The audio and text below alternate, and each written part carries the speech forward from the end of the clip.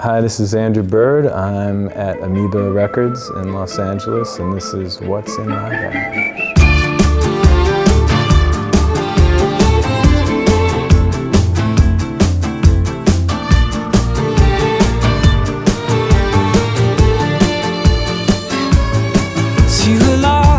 I always make a beeline for the Y section in the jazz department. It's a ritual for me to get started when I go record shopping. Just go find Lester Young. The stuff that's on Verve from the 50s is beautiful sounding. And this is Prez and Teddy, so you can't go wrong with that. Teddy Wilson, piano player. This is their quartet, so small group Lester Young.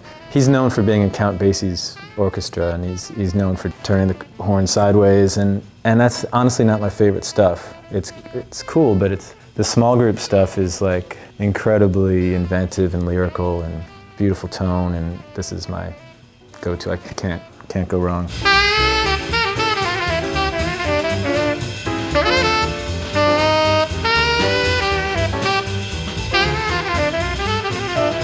And I just picked up another one. This is the Commodore years, the tenor sax, Lester Young, Chu Berry, and Ben Webster. All great tenor players. I just love the tenor saxophone. People ask me what violinists I'm into, and I just say Lester Young. I kind of relate more to a breadth of phrasing of a tenor player. Instead of super articulated, it's just like a sheet of notes.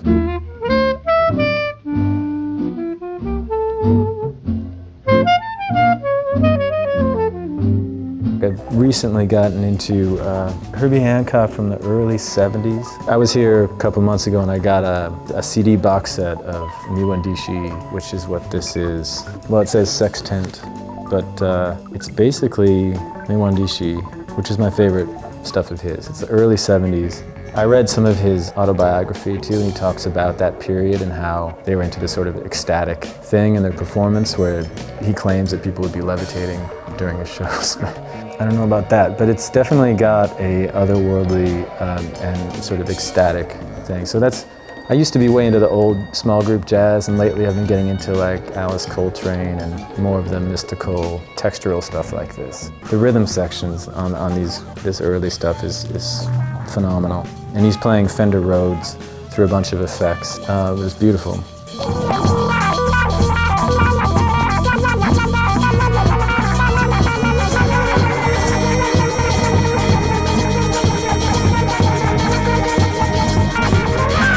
On heavy rotation at home is Vince Guaraldi's Peanuts record. You know, he's known for all the music from the Peanuts series, and my son is really into it, and he likes to play the Charlie Brown theme on the piano. He had a hit with a song with lyrics called Cast Your Fate to the Wind. I don't know a lot about this, but he had for a jazz piano player, a really interesting his own melodic sense that I really like.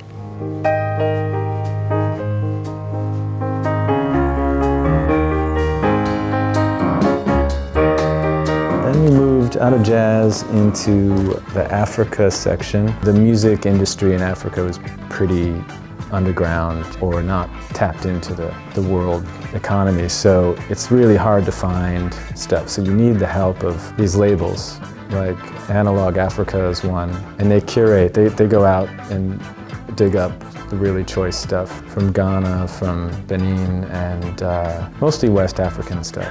But they do a great job of making sure, because vinyl's expensive.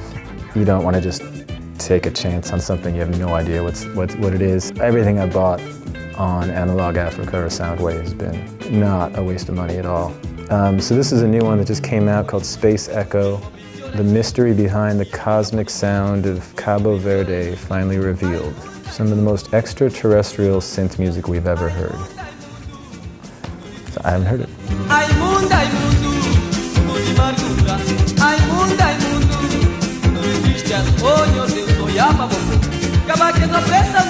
I'm a big fan of dub music. This is a compilation.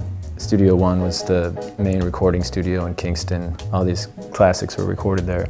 It's really where DJing starts, is with dub music. They'll take pre-recorded tracks and kind of mess with them live, like their live mixes where they're running them through effects. The best known is Lee Scratch Perry, but King Tubby is a great one. I like to just kind of whistle along with them because they're very breezy kind of tunes that you can just kind of, you can invent new melodies over all the time.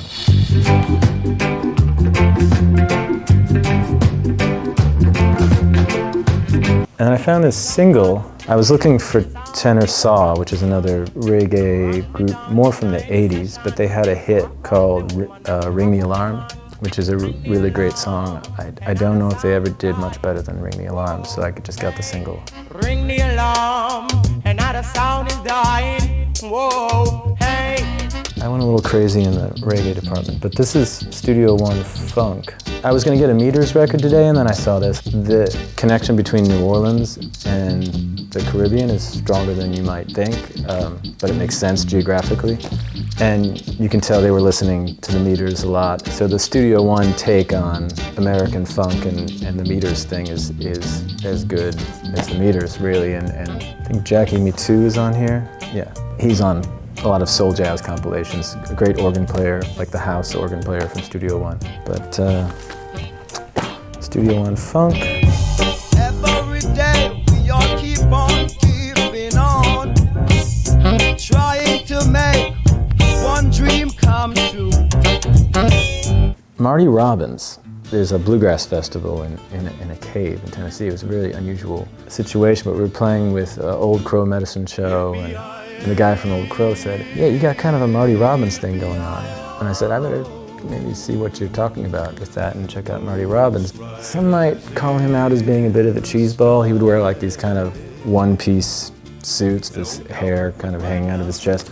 So it's like cowboy ballads from the early 60s mostly. Beautifully sung, like this big, beautiful tenor that just kind of, because of the recording then, it had this nice expansive sound to it. So I've often tried to replicate that sound on recordings. When I finally picked it up and he said, "Oh, you got a Marty Robbins thing going on," I was like, I'm working on it, I hope so. But he's very popular with the ladies. There's a bit of a formula to his songs. He has a lot of songs about his mother. It ends with a coffin, usually. So that's that. I'll have my name carved on my belt. I'll line my saddle seat with felt. I'm gonna be a cowboy, yes sirree. And finally, I thought I should get something that's been released recently. Got to play with Paul Simon a couple months ago on the Prairie Home Companion, and it was kind of a revelation. For anyone who thinks maybe Paul Simon is for older people that are more complacent, after working with him and meeting with him, I was really inspired by how he worked his band. It had to be exceptional, and I really admired that. Like there's guys like Paul Simon, Randy Newman, of course Bob Dylan, don't need to say that, but those guys are still pushing themselves really hard, which you can't often say for artists that have been around for a long time. And we got to play a couple songs of this record. We played Wristband, which is a single you might be hearing, but it's a great song. It's totally compelling and as good as anything he's ever written. So I haven't heard the rest of the record, but Paul Simon. For you'll never get a wristband, and if you don't have a wristband, then you can't get through the door. All right. Thank you so much. Sure.